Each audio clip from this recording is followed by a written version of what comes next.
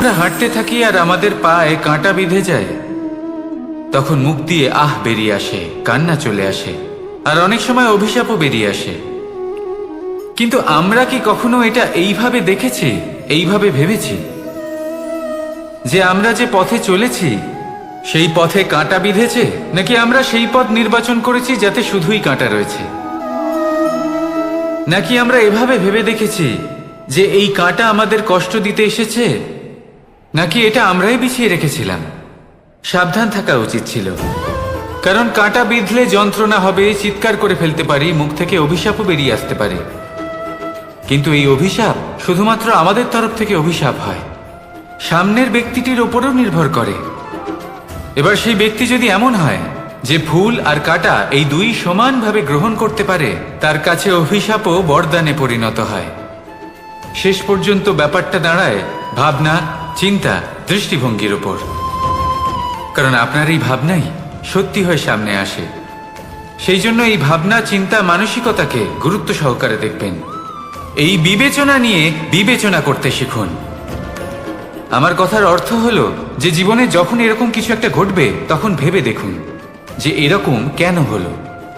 আপনি কি এমন কোনো কর্ম করেছিলেন যার কর্মফল এটা?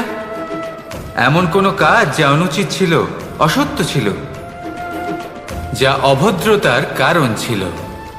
ভেবে দেখা প্রয়োজন। দেখুন, ইচ্ছে হলো আপনার যে আপনি কি করতে চান, ভাবনা আপনার, সত্য আপনার, জীবন আপনার, সিদ্ধান্ত আপনার।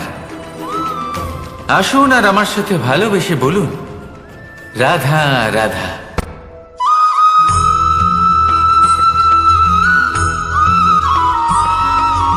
ভগবান প্রত্যেক কঠিন পরিস্থিতিতে এই নামই আছে যা আমাদের উপায় দিয়ে থাকে। ব্যক্তি যান, ভগবানের পুজো করেন, আরাধনা করেন, ব্রত পালন করেন, মন্দিরে যান, পুজো পাঠ করেন, ভগবানকে জাগিয়ে তোলেন। আর তারপর শুরু হয় সমস্ত প্রশ্ন। হে ভগবান, আমার সাথে এরকম কেন হচ্ছে? কেন আমারই জীবনে এত দুঃখ আছে? আমি কিভাবে এর সম্মুখীন হব? আমাকে কেন এত কষ্ট ভোগ করতে হচ্ছে? হে ভগবান, আমি কি করব? আমাকে সাহায্য করুন, কোনো রাস্তা দেখান।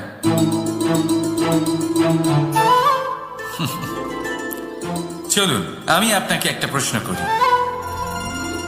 মন্দিরে যাওয়ার চেষ্টা করার আগে আপনি কি জীবনে ততটা চেষ্টা করেছেন যতটা সেই সমস্যাকে দূর করার জন্য দরকার ছিল? দ্বিতীয় প্রশ্ন, ভগবানকে জাগানোর পূর্বে আপনি কি নিজেকে জাগিয়ে তুলেছেন? আপনি কি আলস্য ত্যাগ করেছেন? তৃতীয় প্রশ্ন, ভগবানকে জিজ্ঞাসা করার আগে আপনি কি নিজেকে জিজ্ঞাসা করেছেন যে আমি কেন এত অসফল হচ্ছি? যদি না করে থাকেন তাহলে সবার আগে এটা করুন। আপনি সমস্ত প্রশ্নের উত্তর পাবেন, সমস্ত বিপদের পরিত্রাণ পাবেন। অন্য কোথাও নয়, নিজের ভেতরে তাকিয়ে দেখুন। চেষ্টা করুন নিজেকে জাগিয়ে তোলার। আপনি সফল অবশ্যই হবেন, কারণ এই পরমাত্মা, ওই পরমেশ্বর, ওই পরব্রহ্ম আপনার মধ্যেই তো আছে। রাধা রাধা।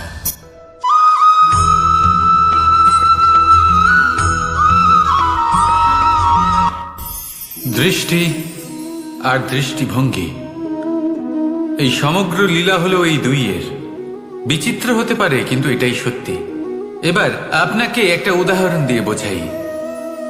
অনেক সময় আপনি কোনো ব্যক্তিকে এটা বলতে শুনবেন যে আমি আমার নিজের উপরে গর্ব করি, আমি নিজেকে নিয়ে গর্ব করি, আমি খুব ভালোভাবে আমার মা বাবার সেবা করি, ওনাদের আমি সবসময় সুখী রাখি, ওনাদের আমি একটা বাড়ি দিয়েছি, সকল সুখ সুবিধা দিয়েছি, ওনাদের জীবনে প্রত্যেক জিনিস দিয়েছি আর দেব যা তাদের প্রয়োজন।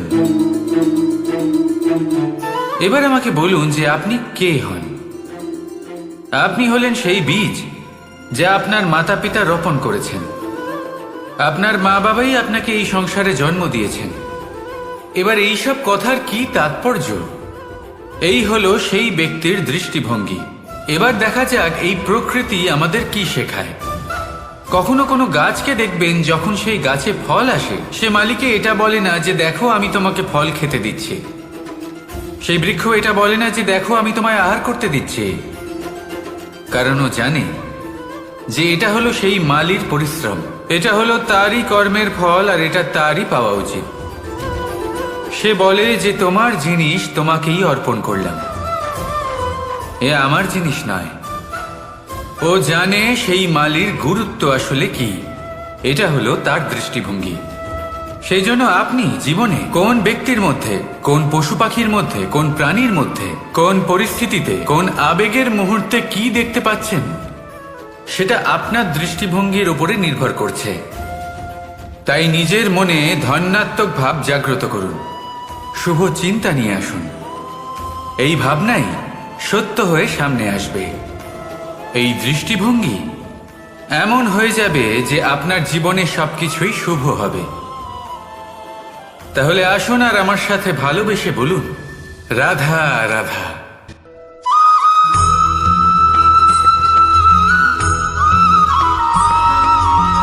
না, জন্মগ্রহণের পর মানুষের জন্য এই নাম অত্যন্ত গুরুত্বপূর্ণ হয়। মাতা, পিতা, পুরোহিত সকলেই সেই অক্ষর খুঁজতে শুরু করেন যা দিয়ে আপনার নাম শুরু হবে। কিন্তু নাম আর রাশি এক হয়ে গেলেই কি সব কিছু ঠিক হয়ে যায়? কখনোই নয়, কারণ আপনার কর্মই হলো সব থেকে গুরুত্বপূর্ণ, আর কিছুই নয়। দেখুন, এই নিয়তিও আপনার কর্ম অনুযায়ী আপনার ভবিষ্যৎ সুনিশ্চিত করে। যদি আপনাকে উদাহরণ দিই, তাহলে ভাবুন, একদিকে ছিলেন রাম আর অন্যদিকে রাবণ। দুজনেরই নাম শুরু হয় র দিয়ে, কিন্তু একজন পেলেন এক ভয়ানক পরিণতি, আর অন্যজন সমগ্র সংসারের মনে চিরস্মরণীয় হলেন। তাহলে মনে রাখবেন, নাম নয়, কর্মই হলো শ্রেষ্ঠ। আর যদি তা শ্রেষ্ঠ হয়, তাহলে আপনার নাম এমন স্থানে পৌঁছবে যা সংসারের কেউ মুছে ফেলতে পারবে না। তাহলে আসুন আমার সাথে ভালোবেসে বলুন, রাধা রাধা।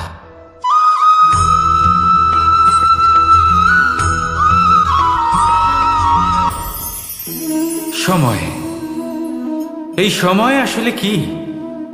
এই সময় একটা সরল রেখা তো কখনোই নয়। সময় হলো একটা চক্র, যেখানে এর আদি সেখানেই হলো এর অন্ত, আর যেখানে তা শেষ হয় সেখান থেকেই তার শুরু হয়। এই সময় একটা অত্যন্ত বিচিত্র চিন্তা, বিচিত্র ভাবনা, একটা বিচিত্র বস্তু যা কেউ বুঝতে পারেন না। এই সময়ের লীলা, এর কোনো প্রমাণ নেই, কোনো জ্ঞান নেই, কোনো পরিমাপ নেই। শুধু এটুকু আমরা জানতে পারি, যেখানে শেষ হবে সেখান থেকে একটা নতুন সূচনাও হবে। যা আজ আপনার কাছে আছে, কাল অন্য কারোর কাছে যাবে, তারপরে তার কাছ থেকেও অন্য কারোর কাছে যাবে, তারপরে তার থেকেও ছিনিয়ে নেওয়া হবে। এই নিয়তির একজনের কাছ থেকে অন্যজনের কাছে আদান প্রদানের এই সময় হলো আপনার সময়। এই সময়ের সদ্ব্যবহার করুন, এই সময়কে বাঁচুন। আপনাকে শুধু এটাই সুনিশ্চিত করতে হবে যে আপনি কোন পক্ষে আছেন। আর সত্যি বলতে কি, আপনার জীবনের পরিণাম নির্ভর করে আপনার নির্বাচনের ওপর। আপনি কোন পক্ষ নির্বাচন করছেন। তাহলে মনে রাখবেন, জীবনে সেই পক্ষই নির্বাচন করবেন যা চয়ন করার পরে আপনি সুখ অনুভব করবেন, আপনি সন্তোষ লাভ করবেন, প্রসন্নতা লাভ করবেন। আর আমি এটাই সুনিশ্চিত করব যে এই পক্ষ যেন শান্তির পক্ষ হয়, এই পক্ষই যেন প্রেমের পক্ষ হয়। তাহলে চিন্তা করবেন না, আর আসুন আমার সাথে ভালোবেসে বলুন, রাধা রাধা।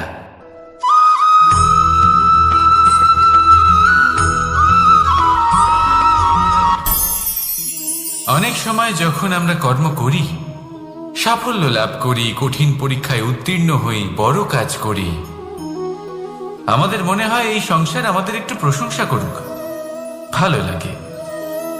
অনেকবার মনে হয় এটা হলো আমাদের কর্মের ফলই বটে, আমরা আনন্দ পাই। কিন্তু যখন আমরা এই প্রশংসা পাই না, তখন কি হয়? আমরা দুঃখী হয়ে যাই, ভেঙে পড়ি। মনে হয় যেন আমার জন্য কেউ চিন্তাই করে না। এমন মনে হয় যেন আমাদের আনন্দে অন্য কেউ আনন্দই পায় না। অনেক রকম ভাবনা আসে।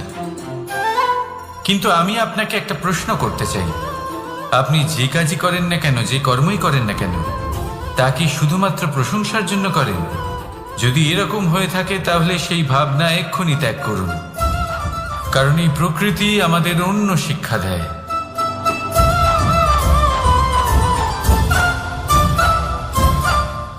এই ফুলকে দেখুন, এই যে ফুলের সুবাস, যা আমার মনকে উচ্ছ্বসিত করে তোলে, মনে শক্তির সঞ্চার করে, এই সুগন্ধ। কিন্তু ভেবে দেখুন, ফুলের কিন্তু এই কাজ করার জন্য কোনো প্রশংসারই প্রয়োজন হয় না। এটাই হলো প্রকৃতির শিক্ষা। যিনি সৎ হন, সৎকর্ম করেন, তার কোনো প্রশংসার প্রয়োজন হয় না, কারণ ওনার কর্মই হলো ওনার সুবাস। মনে রাখবেন, আতর নকল ফুলে দেওয়া হয়, প্রকৃত ফুলের তার কোনো প্রয়োজন হয় না। সেইভাবেই আপনিও কর্ম করতে থাকুন শুভ চিন্তা নিয়ে। এই মনকে সব সময় শান্ত রাখুন, স্বচ্ছ রাখুন। যদি এরকম করেন তাহলে আপনার কর্ম এমন সুবাস ছড়াবে যে আপনার জীবনে শুধু এবং শুধুমাত্র আনন্দই থাকবে। তাহলে এই আনন্দ সহকারে বলুন, রাধা রাধা।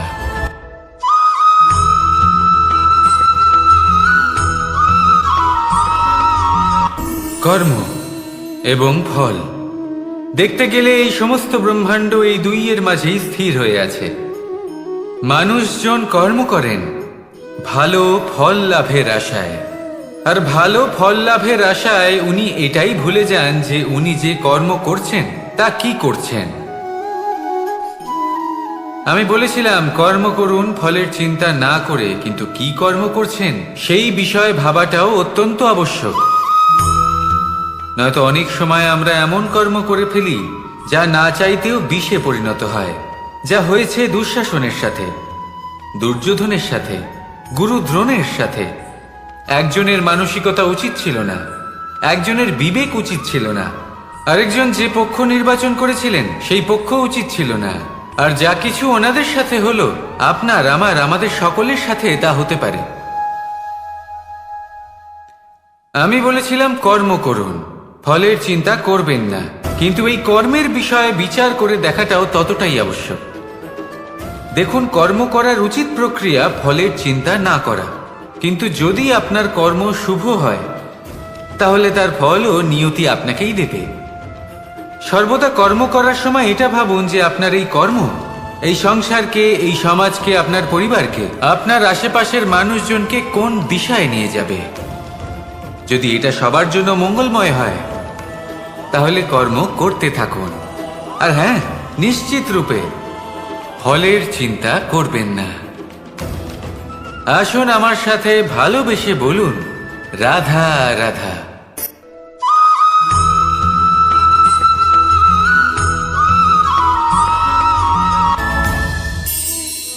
এই সংসারে এমন কোনো পর্বত নেই যা এতটাই উঁচু যে মানুষ তার শিখরে পৌঁছতে পারবে না, তাকে অতিক্রম করতে পারবে না।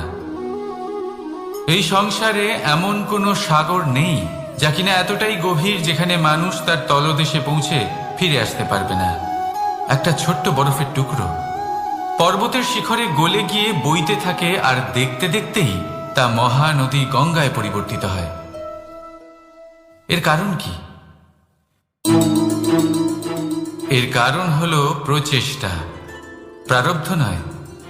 এই প্রচেষ্টাই সুনিশ্চিত করে যে আপনার প্রারব্ধ কি হবে। এই সমস্ত কিছু হলো প্রচেষ্টা আর প্রারব্ধের খেলা।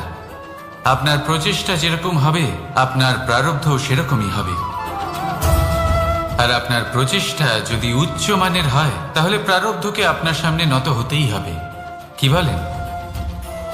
তাহলে আসুন আমার সাথে ভালোবেসে বলুন, রাধা রাধা।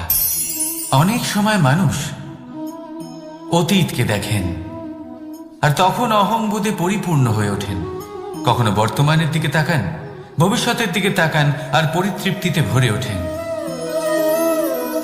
কেন বুঝতে পারেন না একটা সহজ কথা? এই যে সৃষ্টি, এই সৃষ্টি হলো একটা বড় চক্র যা বারংবার আপনার কাছে ফিরে আসবেই। কঠিন থেকে কঠিনতর পরীক্ষায় আপনাকে নিযুক্ত করবে, যাতে আপনাকে উত্তীর্ণ হতেই হবে। যা কাল ছিল তা আজ নেই, এটা সবাই জানেন। যা আজ আছে তা হয়তো কাল থাকবে না, এটাও আপনাকে মেনে নিতে হবে, তাও আবার হাসি মুখে। শান্ত থাকতে শিখুন আর কখনোই মনের মধ্যে অহংকার উৎপন্ন হতে দেবেন না। হতে শিখুন সেই হিমবাহের মতো। হয়তো এই জন্যই এত শীতল থাকে, কারণ ও জানে গতকালও জল রূপে ছিল, আজ বরফ রূপে হয়তো আছে, কিন্তু কাল পুনরায় সে জলেই পরিণত হবে। নিজেকে শান্ত রাখুন। হয়তো আজ আপনি সাফল্যের শিখরে আছেন, হয়তো বা নেই। আপনাকে প্রত্যেক দিন অবশ্যই দেখতে হবে। শুধু নিরন্তর প্রচেষ্টা করতে থাকুন, প্রত্যেক পরিস্থিতির জন্য তৈরি থাকুন, আর একে ভারসাম্যে রাখতে শিখুন। আপনার কাল হোক, আজ হোক বা আগামীকাল, আপনার ভালো দিন হোক বা খারাপ দিন, সব পবিত্র হয়ে যাবে। তাহলে আসুন আর আমার সাথে ভালোবেসে বলুন, রাধা রাধা।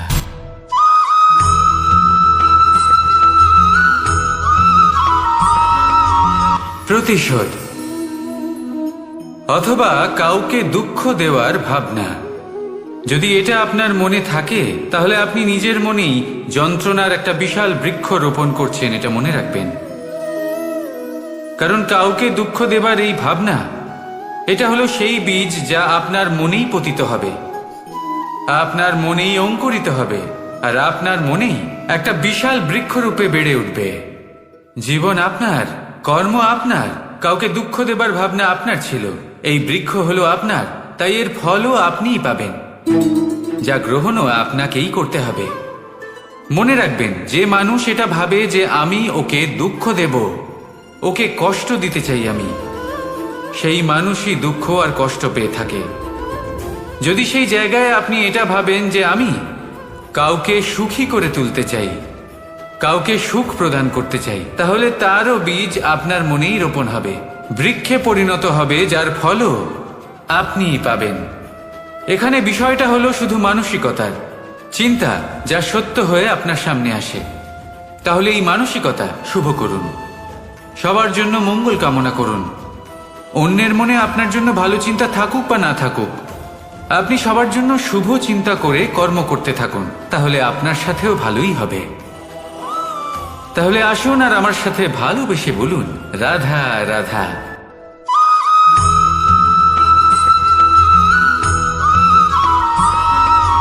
দোল উৎসবে এই সমগ্র সংসার রং নিয়ে খেলা করে, কিন্তু এই রঙের সারমর্ম এই সংসার কি জানে? কখনো দেখেছেন একটা চিন্তিত মুখ শুধুমাত্র রঙের স্পর্শ পেয়ে আনন্দিত হয়ে ওঠে? দোলে আমরা কি করি? পুরাতনকে ত্যাগ করি আর নতুনকে স্বাগত জানাই। শিশিরকে বিদায় জানিয়ে এক নতুন ঋতুকে আগমন জানাই। দুশ্চিন্তা দূর করে আসার নতুন রঙে রঙিন হয়ে ওঠা, নিজেকে আনন্দিত করা, এটাই তো হলো দোল। এবার দোলের একটা ব্যাপার আছে, দুটো রঙে একসাথে রঙিন হওয়া যায় না। একটা রং উঠলে তবেই আরেকটা রং লাগা সম্ভব।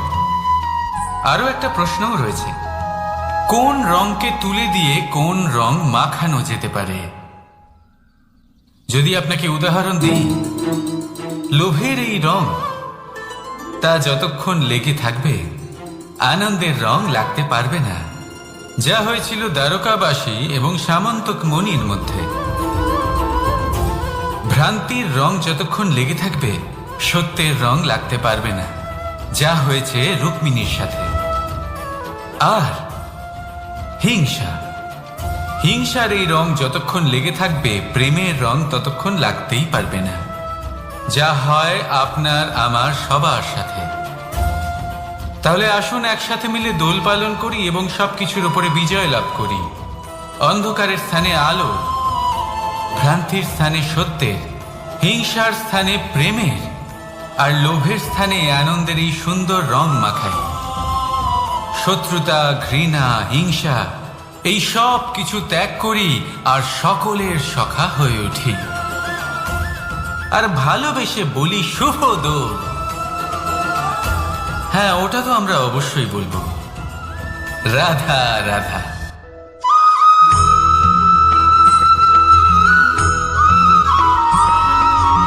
কখনো কখনো মানুষ মনে করেন যে সে নিজেই সব থেকে বেশি শক্তিশালী। তিনি হলেন জ্ঞানী। দেখুন, এটা ভালো ব্যাপার যে আপনার মধ্যে শক্তি আছে, জ্ঞান আছে, আর এটা শুধু আপনার জন্য নয়, এই সমস্ত সমাজের জন্য, দেশের জন্য, সমগ্র পৃথিবীর জন্য অত্যন্ত আবশ্যক। কিন্তু এই কথাটাও বোঝা অত্যন্ত আবশ্যক যে এই জ্ঞান যেন কখনো অহংকার না হয়ে ওঠে। যখন মানুষের মধ্যে জ্ঞান থাকে তখন সে রাম হয়ে ওঠে। রাম, যিনি সমুদ্রের বুকে সেতু বানিয়েছিলেন, বানর সেনার দ্বারা রাক্ষস রাজকে পরাজিত করেছিলেন, আর চিরকালের জন্য সবার কাছে আদর্শ হয়ে উঠেছিলেন। আর যদি মানুষের মনে অহংকার জন্মায় তাহলে সে রাবণ হয়ে ওঠে। দেশে বিদেশে যতই খ্যাতি থাকুক না কেন, সে রাক্ষস হয়ে ওঠে, নিজের সাথে সাথে সমস্ত কুলের বিনাশ করে বসে।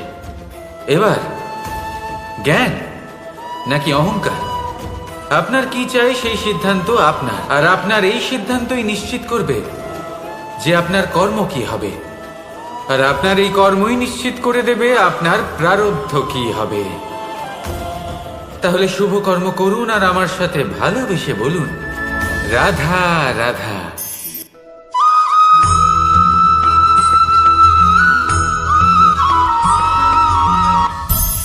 সংসারে অনেক সময় এরকম হয় যে আমরা খুব সমস্যায় থাকি, খুব বিপদের মধ্যে থাকি, আর সেই সমস্ত মানুষ যারা আমাদের কাছের মানুষ, আমাদের আপনজন, তারা আমাদের ত্যাগ করে চলে যান।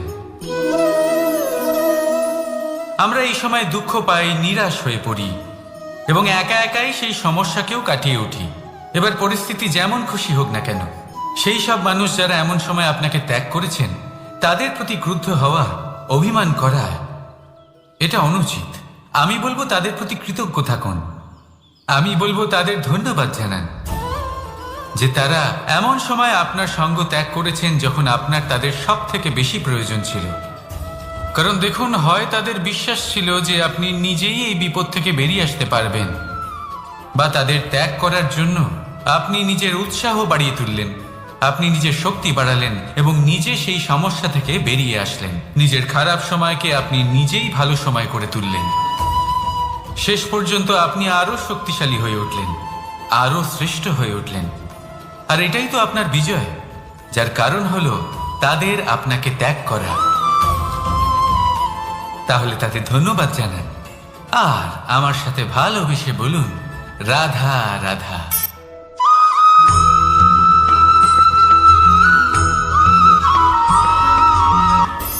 সুখ আর অভিজ্ঞতা, এই দুই জীবনে একসাথে কখনোই আসে না। মনে রাখবেন, যেখানে সুখ থাকে সেখানে অভিজ্ঞতা থাকে না। আর যখন এই সুখ আমাদের জীবন থেকে দূরে চলে যায়, তখন আমাদের জীবনে আসে এই অভিজ্ঞতা। পরমাত্মা, প্রকৃতি, নিয়তি এই অভিজ্ঞতাকে আমাদের জীবনে পাঠান যাতে আমরা একটা অত্যন্ত গুরুত্বপূর্ণ শিক্ষা, একটা জ্ঞান প্রাপ্ত করতে পারি। এই অভিজ্ঞতা আমাদের শেখায় যে অতীতে এমন কি হয়েছিল যা আমাদের করা উচিত হয়নি। আমাদের শেখায় ভবিষ্যতে এমন কি আছে যা আমাদের করা উচিত আর কি করা উচিত নয়। দেখতে গেলে এই অভিজ্ঞতা আমাদের সেই শিক্ষা দেয় যার জন্য আমরা সুখের দিকে উচিতভাবে অগ্রসর হতে পারি। সেই জন্য জীবনে যখনই দুঃখ আসবে, দুঃখের এই সময় আসবে, তখন হতাশ হবেন না। বোঝার চেষ্টা করুন এই পরিস্থিতি কেন এসেছে, কি শিক্ষা দিতে এসেছে। যদি আপনি সেই জ্ঞান লাভ করেন, সুখের পথে অগ্রসর হন, তাও উচিত রূপে, তাহলে এই অভিজ্ঞতার উদ্দেশ্য পূরণ হয়ে যায়। তাহলে আসুন আর আমার সাথে ভালোবেসে বলুন, রাধা রাধা।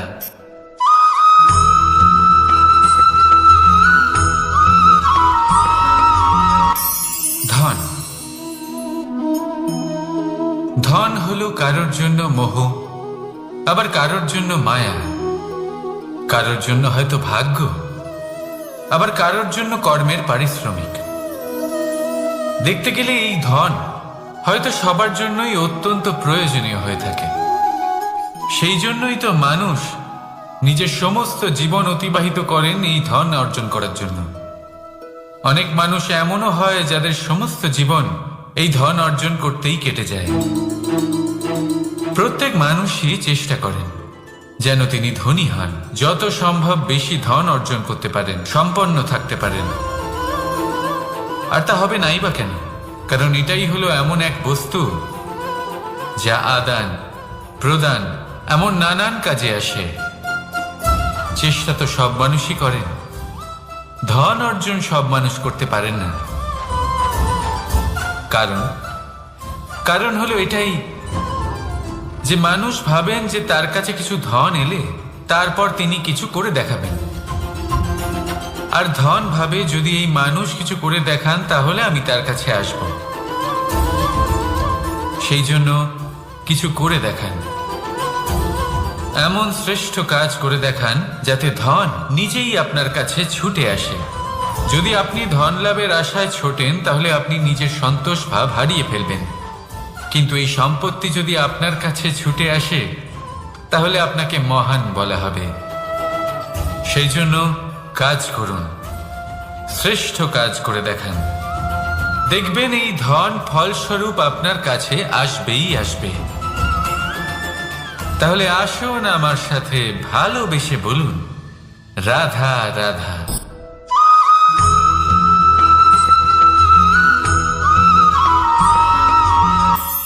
আজকাল আপনি দেখে থাকবেন যে মা বাবা শুধুমাত্র সন্তানকে ভালোবাসেন তা নয়, তাদের মোহেও জড়িয়ে পড়েন। বিদ্যালয়ে যখন পাঠান তখন সমস্ত সুযোগ সুবিধা দিয়েই পাঠান। চেষ্টা করেন যে সবসময় যেন সন্তান তাদের চোখের সামনেই থাকে।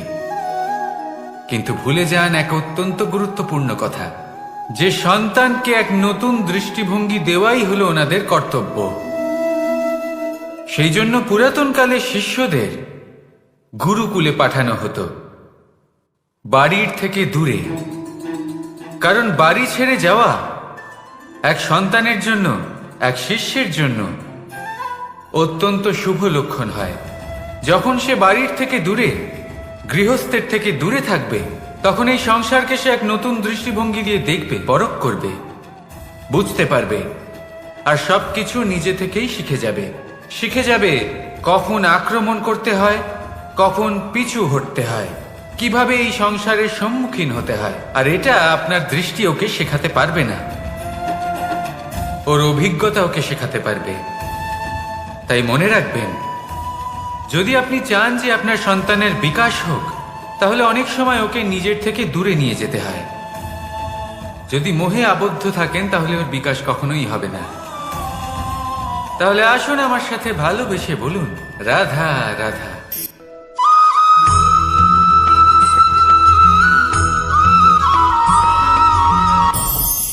আমাদের মনে সবসময় একটা প্রশ্ন এসেই থাকে, এই জীবন যা কিনা ঈশ্বর আমাদের দিয়েছেন, একটা জীবন। ঈশ্বর এক আত্মা দিয়েছেন পৃথিবীতে বাঁচার জন্য। যতদূর আমরা জানি আমাদের কাছে একটাই জীবন রয়েছে। আমরা ভাবি এই জীবন গুছিয়ে কিভাবে রাখা যায়। প্রত্যেক মানুষ ভাবেন যে আমি কি করি যাতে এই জীবনকে গুছিয়ে রাখা যায়, কিরকম কর্ম করব, কিরকম পুণ্য করব, কি ধরনের শাস্ত্র পড়ব যাতে আমি সেই জ্ঞান অর্জন করি যাতে জীবনটা সুন্দর করে তুলতে পারি। আমাদের সমগ্র জীবন কেটে যায় এই প্রশ্নের উত্তর খুঁজতে, সেই শাস্ত্র অধ্যয়ন করতে। এমন অনেক মানুষ তাও বুঝতে পারেন না। আসুন আজ আমি আপনাকে একটা সহজ কথা বলি, যার দ্বারা আপনি নিজের জীবন সুন্দর করবেন। জীবন, জিহ্বা,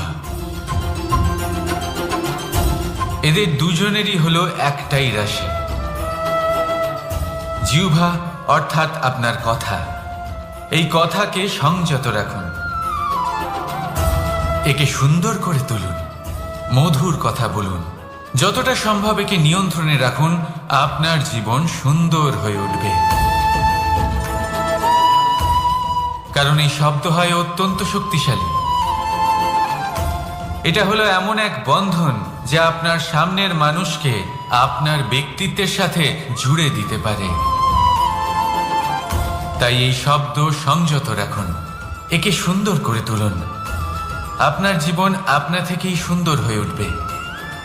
আর আসুন, এই মধুর সুন্দর অনুভূতি দিয়ে বলুন, রাধা রাধা।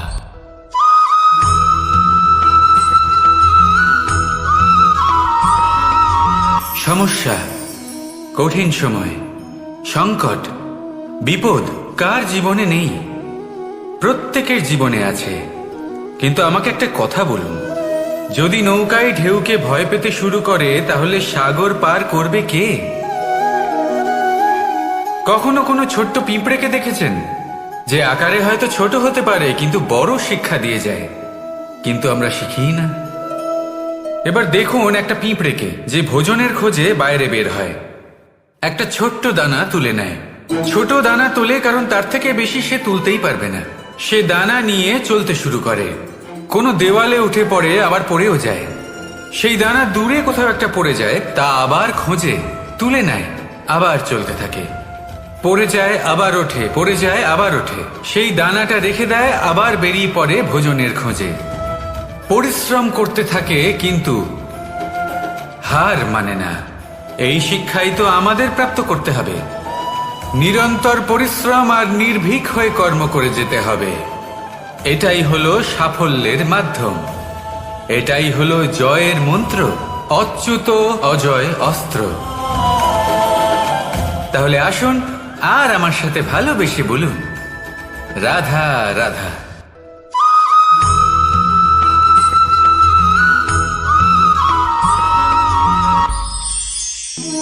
জীবন, এই জীবন আসলে কি?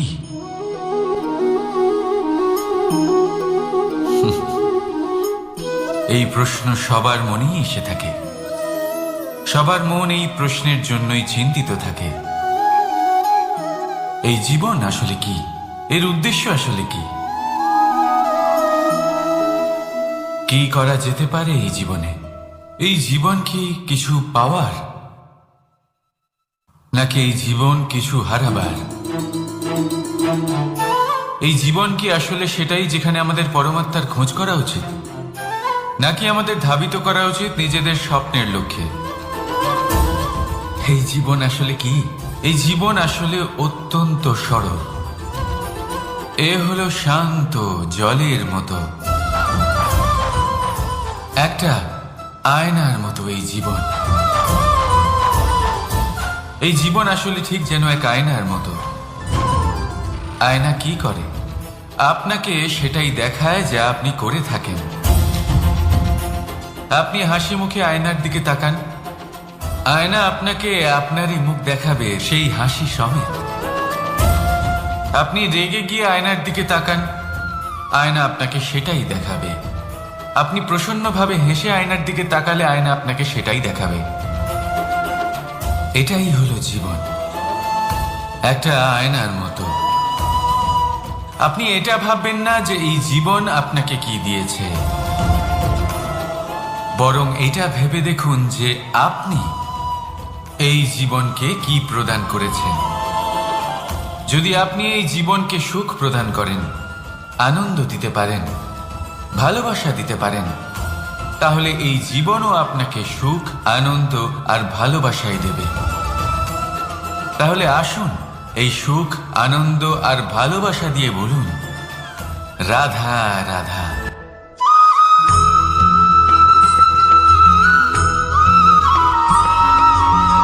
পরিবর্তন এই সংসারের শাশ্বত নিয়ম। কোনো রাজা নেই যিনি চিরকাল রাজা থাকেন, কোনো ধনী ব্যক্তি নেই যিনি চিরকাল ধনী থাকবেন। এই সংসারে সূর্যের স্থান নেওয়ার জন্য চন্দ্রিমার আগমন ঘটে। কোন স্থান যাকে পতিত বলা হয়েছিল সেখানে মহল তৈরি হয়েছে। কোন স্থান যাকে আজ মলিন বলা হয়েছে কাল সেখানে মন্দিরও স্থাপন হতে পারে। কোনো ঋতু চিরকালের জন্য থাকে না, কখনো সময় চিরকাল একরকম থাকে না। আজ যে আপনার কাছে রয়েছে কাল অন্য কারোর ছিল, আজ যে আপনার কাছে রয়েছে কাল তা অন্য কারোর কাছে চলে যাবে। আপনার সাথে কিছু থাকলে তা হলো আপনার কর্ম, কিন্তু সেই কর্মের পরিণামও আপনার নয়। আপনি শুধু কর্ম করুন, বাকি সবকিছুই পরিবর্তনশীল। কিন্তু সেই পরিবর্তনকে দেখে ভয় পাওয়ার প্রয়োজন নেই, তাকে স্বাগত জানান। যদি আপনি হাসি মুখে সেই পরিবর্তনকে স্বাগত জানান, তাহলে এই পরিবর্তনও হাসি মুখে আপনার সাথে থাকবে। আসুন আমার সাথে ভালোবেসে বলুন, রাধা রাধা।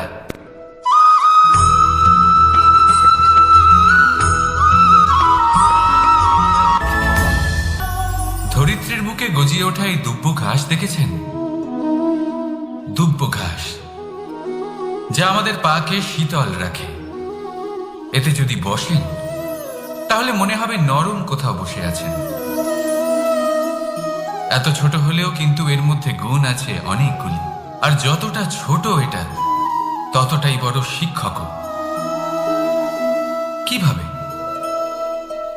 ভাবুন, পাতা ঝরার মরশুমের পরে সমস্ত পাতা একত্রিত হয়ে থাকে। একটা ছোট ফুলকি সবাইকে জ্বালিয়ে দিতে পারে, সমস্ত পাতা পুড়ে ছাই হয়ে যায়। কিন্তু এই ঘাসের কিছুই হয় না, সে যেমন ছিল তেমনই থাকে। কারণ কি হতে পারে? প্রথম কারণ, এরা ছোট হয়। দ্বিতীয় কারণ, এরা বিনম্র হয়, বড়ই সহজে দমে যায় এরা। তৃতীয় কারণ, এদের মধ্যে নমনীয়তা থাকে। আপনিও নিজেকে এরকমই বানিয়ে ফেলুন। কখনো নিজেই নিজেকে কারোর থেকে বড় মনে করবেন না। নিজের এই মনকে বিনম্র রাখুন। এবং সব থেকে বড় কথা, নিজের এই মনে সহানুভূতি, প্রেম আর বিশ্বাসের নমনীয়তা বজায় রাখবেন। যদি এরকম করতে পারেন তাহলে জীবন সবসময় সুখে কাটবে। রাধা রাধা।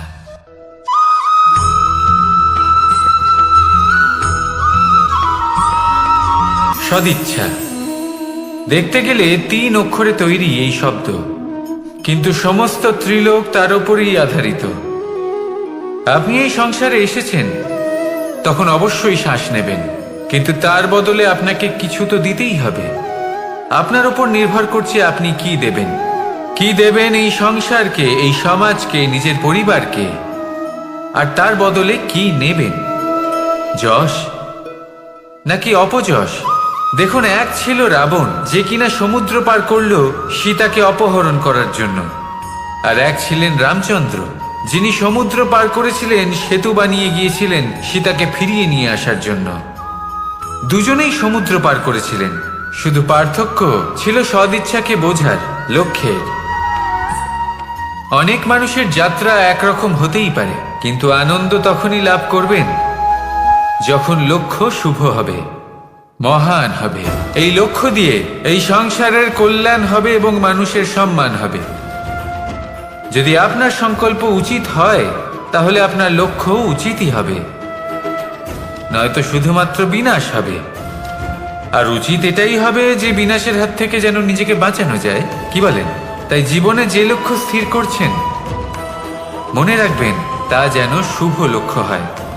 যদি এরকম হয়, তাহলে আপনার যাত্রা, আপনার জীবন দুটোই শুভময় হবে। আসুন আর আমার সাথে ভালোবেসে বলুন, রাধা রাধা।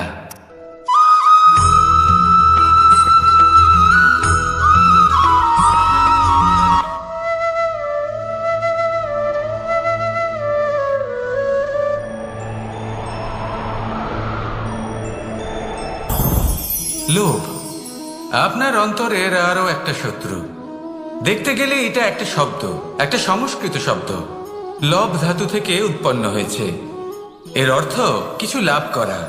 কিছু লাভ করা অনুচিত নয়, আরো কিছু লাভ করাও অনুচিত নয়, কিন্তু সব থেকে বেশি আমিই লাভ করব, আমি আরো চাই, আরো বেশি চাই, আরো বেশি পেতে চাই, এটাই হলো লোভ। আর এই লোভ যখন গ্রাস করে তখন আপনি যা পেতে চান, সে ধনই হোক বা মানই হোক, তা অর্জন করার জন্য মানুষ যে কোনো স্তরে পৌঁছে যেতে পারে। যদি মানুষ ধন অর্জন করতে চান তাহলে তার জন্য তারা অধর্মের পথেও চলতে পারেন। যদি সম্মান অর্জন করতে চান তাহলে অন্য মানুষকে ছোটও করতে পারেন।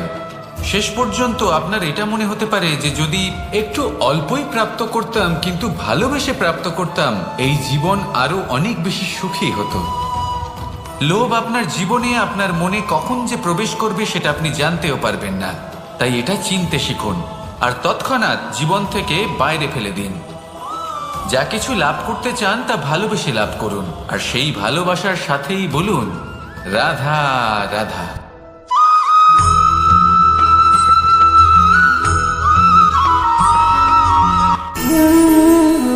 সঞ্চয়। মানুষের যখন থেকে বোধ বুদ্ধি হয় সঞ্চয় করতে আরম্ভ করে দেন। সঞ্চয় করতে থাকেন ভোজনের, সঞ্চয় অর্থের, সঞ্চয় শক্তির। নিজের জন্য করেন, নিজের পরিবারের জন্য করেন, নিজের স্ত্রীর জন্য করেন, সন্তানের জন্য করেন, সন্তানের সন্তানের জন্য সঞ্চয় করেন। সঞ্চয় করার জন্য ওনার কাছে অনেক কারণ রয়েছে, কারণ উনি এটা ভাবেন যে এই সঞ্চিত শক্তির জন্য কেউ ওনার কোনো ক্ষতি করতে পারবে না।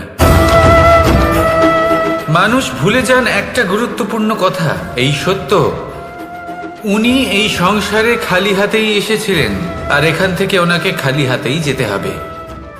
যা এখানকার তা এখানেই থেকে যাবে। আর যদি কিছু ওনার সাথে যায় তা হলো ওনার কর্ম, আর কিচ্ছু নয়। তাই যদি কিছু অর্জন করতে চান তাহলে শুভ কর্ম অর্জন করুন, আত্মশক্তি অর্জন করুন, কারণ পরলোকে এটাই হবে আপনার সম্পত্তি। তাহলে কি এটা আপনি অর্জন করতে চান না? আসুন আর আমার সাথে ভালোবেসে বলুন রাধা রাধা।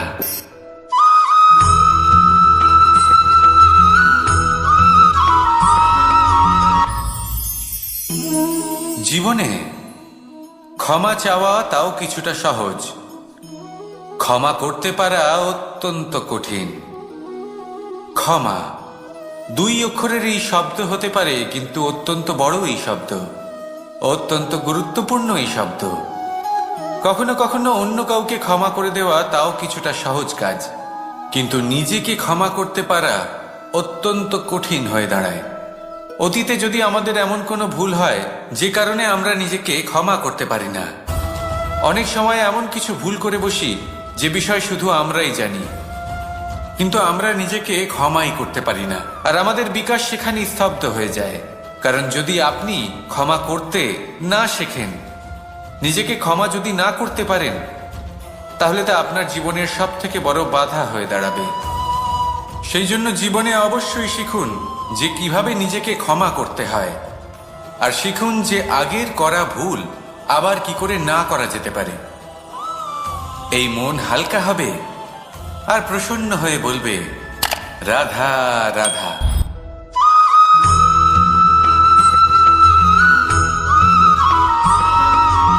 বটবৃক্ষের বীজ সর্ষের দানার থেকেও ছোট হয়, কিন্তু যখন তা নিজের রূপ ধারণ করে তখন তা বিশাল বৃক্ষের আকার ধারণ করে, যা সহস্র বছর ধরে বেঁচে থাকে, ছায়া প্রদান করে, পাখিদের আশ্রয় প্রদান করে, আর দেয় পথচারীদের বিশ্রাম করার স্থান। কেন? কারণ সেই ছোট বীজ তা মাটির ভেতরে গিয়ে নিজের খোলস ত্যাগ করে। অন্ধকারে থাকে সে, যতই আলো আসুক না কেন, যতই বর্ষা আসুক না কেন, সব সহ্য করে। আর তারপরে একটা চারা গাছ অঙ্কুরিত হয়, তারপর ধীর গতিতে একটা বিশাল বৃক্ষতে পরিণত হয়। দেখুন, জীবনে কঠিন সময় আসে, এই জন্য নয় যে আপনি হার মেনে নেবেন, এই জন্য আসে যাতে আপনি ভবিষ্যৎ নির্মাণের জন্য নিজেকে তৈরি করতে পারেন। যদি কঠিন সময়ে আপনি ওই বীজের মতো দৃঢ় হয়ে থাকতে পারেন, তাহলে আপনিও একদিন সেই বিশাল বৃক্ষের মতো নিজের অস্তিত্ব গড়ে তুলতে পারবেন, যা সহস্র বছর পর্যন্ত মনে রাখা হবে। আসুন আমার সাথে ভালোবেসে বলুন রাধা রাধা।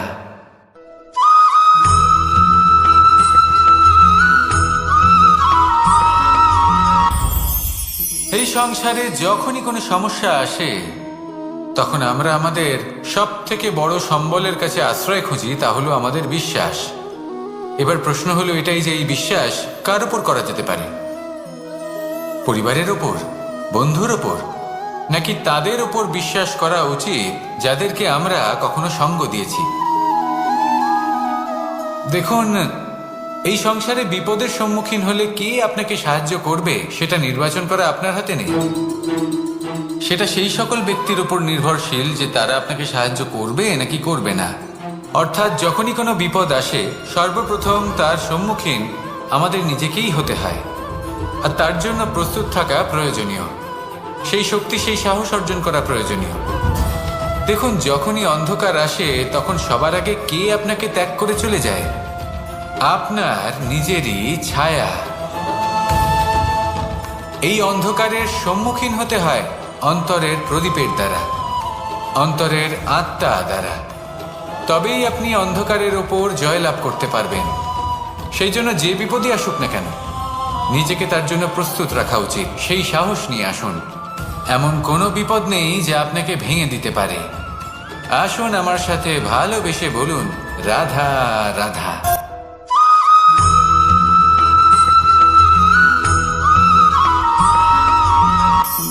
আপনি কখনো জীবনে সূর্যোদয় দেখেছেন? কত প্রশান্তিদায়ক, কত শক্তিদায়ক হয়। মনের মধ্যে যেন একটা নতুন প্রেরণা দান করে, একটা নতুন উৎসাহ। কিন্তু যদি আপনি উঠতে দেরি করেন তাহলে আপনি এই সূর্যোদয় দেখতেই পাবেন না। ঠিক এরকমই হয় আমাদের জীবনেও। সুযোগ সূর্যোদয়ের মতো। যদি আপনি আপনার জীবনে দরকারের চেয়ে বেশি অপেক্ষা করেন এই সুযোগের সদ্ব্যবহার করতে, তাহলে এই সুযোগ আপনার অপেক্ষা কখনোই করবে না, তা চলে যাবে। সেই জন্য এদের সামলে রাখুন। সঠিক সময় আসলে এই সুযোগের সদ্ব্যবহার করুন। নিজের কর্মকে সম্পূর্ণরূপে সার্থক করুন। এটাকে এক মুহূর্তের মতো দেখুন। যদি এরকম করেন তাহলে জীবনও সূর্যোদয়ের মতোই হবে। এতে সন্তুষ্টি থাকবে, গৌরব থাকবে, আর থাকবে শান্তি। রাধা রাধা।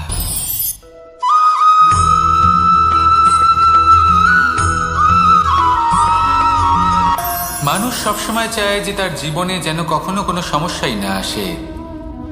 সে চায় তার জীবন যেন শুধুমাত্র শান্তি এবং সুখের দ্বারা পূর্ণ থাকে। কিন্তু এই চাহিদা অনুচিত কিছু নয়। আমরা সবাই এটাই চাই যে জীবনে সুখ থাক, শান্তি থাক। কিন্তু এই কথা সবসময় মনে রাখবেন, যে সূর্য উদিত হন সংসারকে প্রকাশমান করেন, দুপুরবেলায় সংসারকে রৌদ্র প্রদান করেন, সন্ধেবেলায় তাকেও অস্ত যেতে হয়। এবার আমাদের জীবন চক্র কিছুটা এরকমই। কোনো কিছুই চিরকাল একরকম থাকে না। কখনো এই নদীকে দেখুন যা বয়ে চলেছে। এই নদী যা বয়ে চলেছে তার পথেও অনেক বিপদ আসে। বড় বড় পাথরের সম্মুখীন হয়ে তাকেও সামনে এগিয়ে যেতে হয়। একটি পুকুর যা চারদিক থেকে ঘেরা, তার জীবনে কিন্তু কোনো সমস্যা নেই। কিন্তু এই সংসারে পুকুরের পুজো করা হয় না, পুজো করা হয় নদীকে। মনে রাখবেন, সমস্যার ঊর্ধ্বে তিনি উঠতে পারেন যিনি সমাধি লাভ করেছেন, যিনি এই সংসারেই নেই। যিনি এই সংসারে আছেন এবং জীবিত আছেন, তার জীবনের সমস্যা হলো শ্বাসবায়ুর মতোই গুরুত্বপূর্ণ। আসুন আমার সাথে ভালোবেসে বলুন, রাধা রাধা।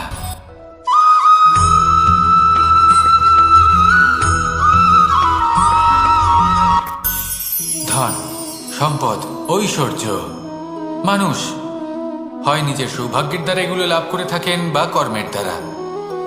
সৌভাগ্য আসলে কি? গ্রহের দশা যা প্রত্যেক মুহূর্তে বদলাতে থাকে। কর্মের মাধ্যমে যখন আপনি ধন অর্জন করেন তখন সেই ধন আপনার আগামী প্রজন্ম লাভ করে। সেটা হয় সে ভোগ করে বা তার জন্য তার ভোগান্তি হয়। আর এটা নির্ভর করছে আপনার কর্মের ওপরে।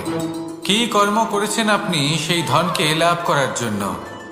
যদি আপনি সৎ পথে চলেন নিষ্ঠা ভরে আপনি কর্ম করে থাকেন এবং তার ফলে আপনি ধন অর্জন করে থাকেন, তাহলে আপনার আগামী প্রজন্ম সেটা ভোগ করবে, সেটা প্রয়োগ করবে নিজের বিকাশের জন্য। কিন্তু যদি আপনি কুকর্ম করে থাকেন, কোনো রকম ছলনা করে থাকেন এই ধন লাভ করার জন্য, তাহলে 100% আপনার আগামী প্রজন্মকে এর জন্য ভুগতেই হবে।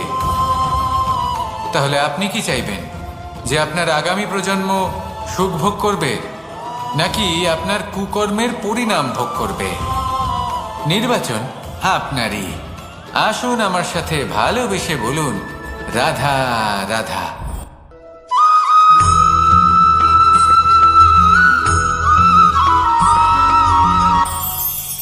আজ আমি আপনাকে একটা ছোট্ট কাহিনী শোনাবো।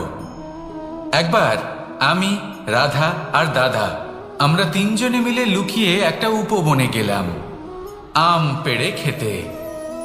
অনেক পরিশ্রম করে আমরা ওখানে পৌঁছলাম আর আমরা আশ্চর্যচকিত হয়ে গেলাম এটা দেখে যে এবার তো আম পাকেইনি।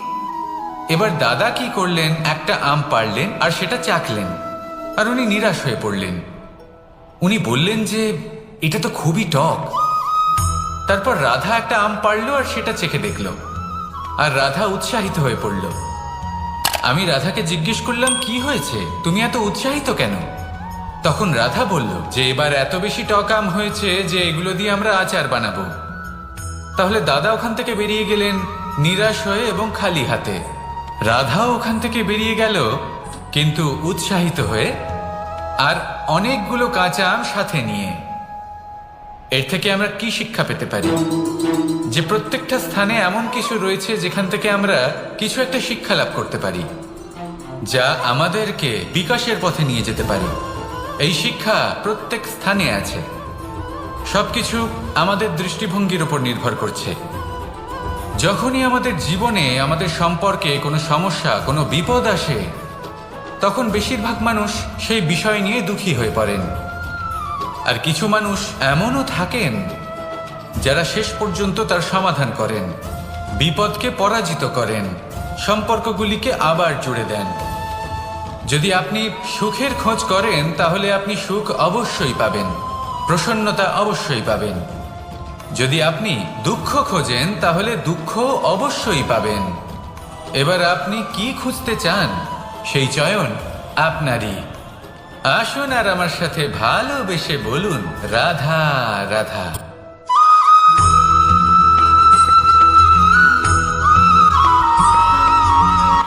আমার কাছে যশোদা মা যেমন, আমার কাছে দেবকী মা যেমন, আমার কাছে ঠিক তেমনই হলেন গোমাতা। এবার ভেবে দেখার বিষয় হলো এটা, যে এই সংসারে অসংখ্য প্রাণী আছে। একজন গাইকে একজন মায়ের মর্যাদা কেন দেওয়া হয়? তাহলে এর অনেকগুলো কারণ আছে। এই গাই অর্থাৎ গোমাতা, এনারা হলেন অত্যন্ত শান্ত, শান্তিপ্রিয়, কখনো কারোর কোনো ক্ষতি করতেই পারেন না। গোমাতা যে দুধ নিজের বাছুরকে পান করান সেই দুধই আমাদেরও দেন। সেই দুধ পান করে আমরা শক্তি লাভ করি। এই দুধ থেকে আমরা মাখন, ঘি, পায়েস, এইসব সুস্বাদু খাবার লাভ করি। গোমাতার গোবর আমাদের জ্বালানি হিসেবে সাহায্য করে, যার ফলে খুব কম সংখ্যক কাঠ ব্যবহার করা যায় এবং বেশিরভাগ জঙ্গল সুরক্ষিত থাকে। গোমাতার গোমূত্র, সেটাও আমাদের কাছে লাভজনক। এর দ্বারা আমরা অনেক রোগ থেকে মুক্তি লাভ করতে পারি। গোমাতা যখন একটি বাছুরকে জন্ম দেন তখন সেই বড় হয়ে আমাদের ক্ষেত কর্ষণ করে। সেই জন্য গাইকেও জীবনে মায়ের মর্যাদা দেবেন। যতটা সম্ভব তাকে সেবা করুন এবং ভালোবেসে তাকে পালন করুন। এই মন নিজে থেকেই প্রসন্ন হয়ে বলবে, রাধা রাধা।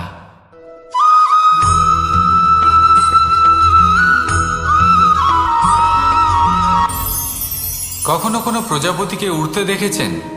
কি সুন্দর উড়ে বেড়ায় সে, এক ফুল থেকে অন্য ফুলে, এক পাতা থেকে অন্য পাতার ওপর। কিন্তু সে কিভাবে উড়তে শেখে কখনো ভেবেছেন? জন্ম থেকেই কিন্তু প্রজাপতির ডানা থাকে না। ও কিন্তু ছোট্ট একটা ডিমের আকারে জন্ম লাভ করে। তারপর সেই ডিমটি ভেঙে একটি কীট বাইরে আসে। আস্তে আস্তে সে বড় হয়, ওর শক্তি বৃদ্ধি পায়। তারপর সে সেই কীট দশা ত্যাগ করে নিজের ডানাগুলি মেলে।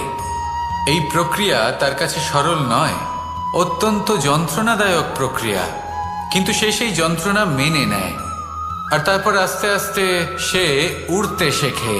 শুধুমাত্র আকাশে উড়ে বেড়ায় তা নয়, আমাদের মনের মাঝে উড়ে বেড়ায়।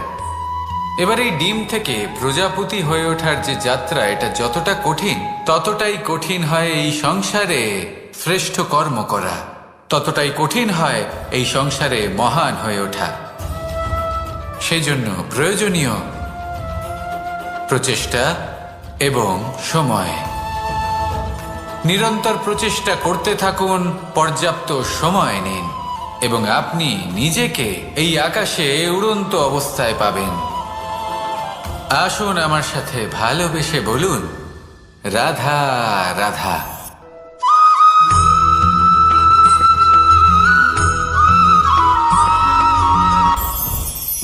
মুঠো হাতের শক্তি বেশি, মুঠো খুললেই তা দুর্বল।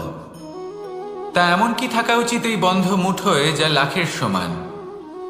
মানসিকতা এবং স্বপ্ন। মানুষ জন্মগ্রহণ করে, তার মানসিকতা সময়ের সাথে উন্নত হয়।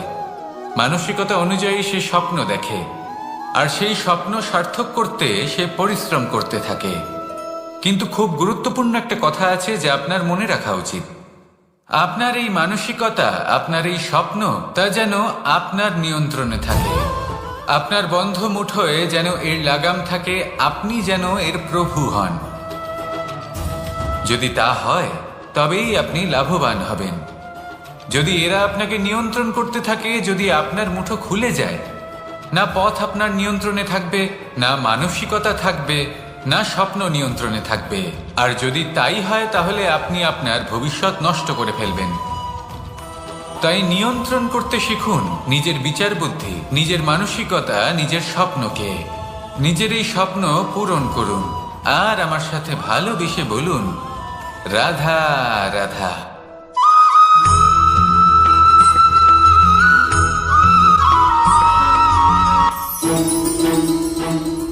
রাধা রাধা। আপনারা হয়তো ভাবছেন কি আশ্চর্য ব্যাপার, প্রত্যেকবার আমি কথা শেষ হওয়ার পরে রাধা রাধা বলি। এইবার আমি আগেই বলে দিলাম। কারণটা কি? কারণ হলো অত্যন্ত বিশেষ। প্রত্যেকবার কথা সমাপ্ত হবার পরে আপনাদের সবার মধ্যে ভালোবাসা বিতরণ করতে চাই, তাই রাধা রাধা বলি। কিন্তু এইবার এই নতুন এবং বিশেষ সূত্রপাতে প্রথমে প্রেম বিতরণ করা অত্যন্ত আবশ্যক। এবার একটা বিষয় আছে যা জানেন হয়তো সকলেই, কিন্তু বুঝতে খুব কম জন পারেন। এই প্রেম, এই আনন্দ, এই সকল কিছুর সূত্রপাত হয় নিঃস্বার্থ আবেগের দ্বারা। ঠিক যেমন একজন মাতাকেই দেখে নিন। যখনই একজন মাতা সন্তানকে জন্ম দেন, তখন এই সংসার ভুলে যায় যে তার জন্য এটা একটা নতুন জন্ম। কারণ একজন নারী তখন একজন মাতৃরূপে নতুন ভাবে জন্ম নেন। একজন নারী স্ত্রী ও গৃহবধূ রূপে কিছু অধিকার লাভ করে থাকেন, কিন্তু তিনি যখন মা হয়ে যান, তখন তিনি শুধুই দান করতে শেখেন। নিজের সন্তানের জন্য কত কিছুই না করেন, তাকে বাৎসল্যের সাগরে ভাসিয়ে নিয়ে যান।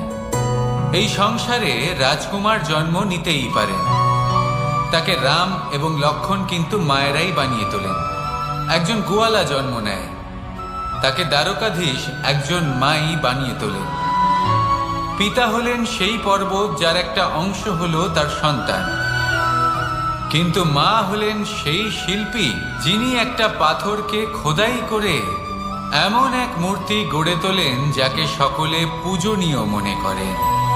তাহলে স্মরণ করুন সেই সকল মুহূর্ত যেগুলি আপনি নিজের মাতার সাথে অতিবাহিত করেছেন। অনুভব করতে পারবেন যে কিভাবে এক মুহূর্তেই এই মন প্রফুল্ল হয়ে ওঠে। এবারের কারণ কি? এর কারণ হলো এই জীবনের আসল দ্বারই হলো মমতা।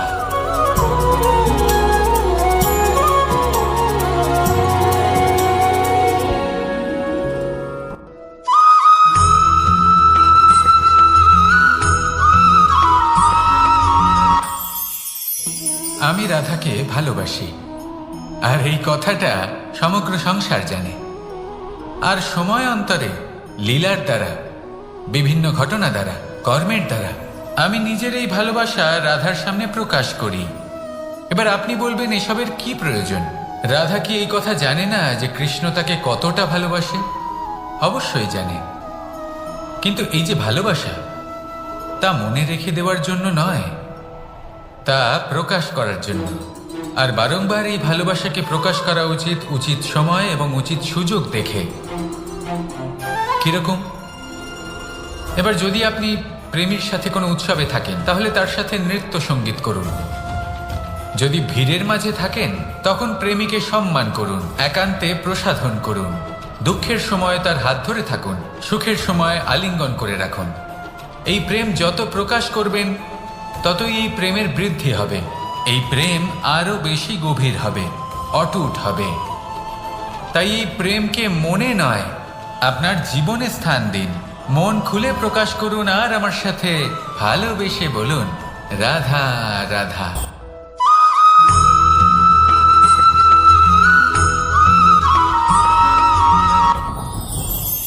যত শক্তিশালী এই মন, তত শক্তিশালী এই শরীরও। এই যে আমাদের শরীর, এটা আসলে কি? এ হলো একটা রথের মতো। আর একটা রথ ততক্ষণ চলতে পারবে না যতক্ষণ না তাকে কোনো সারথি চালাবে। এই মন হলো শরীরের সারথি। এবার ভাবুন, যদি এই সারথি শক্তিহীন হয়, দুর্বল হয়, তাহলে এই রথের কি হবে? এটা উচিত পথে চলতে পারবে না, উচিত গতিতে চলতে পারবে না, মন মতো স্থানে এটা পৌঁছতেও পারবে না। সেই জন্য মনের শক্তি অত্যন্ত প্রয়োজনীয়। এবার মনের শক্তি আমরা কোথা থেকে লাভ করি? দৃঢ়তার শক্তি থেকে। এবার এই শক্তি আমরা কিভাবে বাড়াতে পারি? আমরা প্রতিদিন কিছু নতুন স্থির করি, কিছু ছোট, কিছু বড়। আর যেই আমরা নতুন কিছু পূর্ণ করি, আমাদের মনের শক্তি বেড়ে যায়। আর যদি পূর্ণ না করতে পারি, মনের শক্তি কমে যায়। একটা দেওয়ালের মতো ছোট ছোট ছোট ছোট শিলা আমরা একটার পর একটা স্থাপন করে একটা দেওয়াল তৈরি করি। এতগুলো পাথর যখন একত্রিত হয়ে যায়, তখন এমন এক দেওয়াল তৈরি হয় যাকে ভাঙা প্রায় অসম্ভব হয়ে দাঁড়ায়। সেরকমই হয় মন এবং দৃঢ়তা। ছোট ছোট কাজ করে নিজের লক্ষ্য পূর্ণ করুন। এই লক্ষ্য যদি পূর্ণ হয়, তবে মনের শক্তি বাড়বে। কিছুটা এইভাবে যে যত বড়ই বিপদ আসুক না কেন, সেই বিপদ নিজে হার মেনে নেবে, কিন্তু আপনার মন ততটাই শক্তিশালী থাকবে। তাই মনের শক্তি বাড়াতে থাকুন, যাতে আপনি উচিত পথে চলতে পারেন, উচিত গতিতে চলেন, আর মনোবাঞ্ছিত স্থানে পৌঁছতে পারেন। তবেই এই মন প্রসন্ন হয়ে বলবে, রাধা রাধা।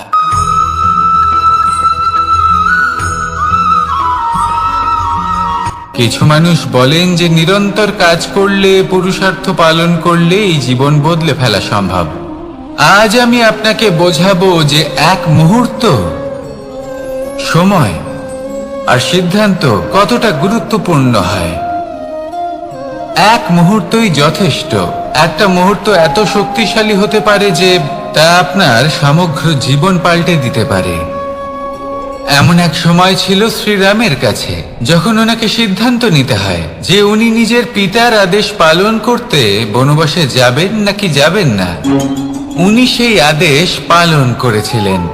তারপর সময় অনুসারে উপযুক্ত সিদ্ধান্ত নিলেন।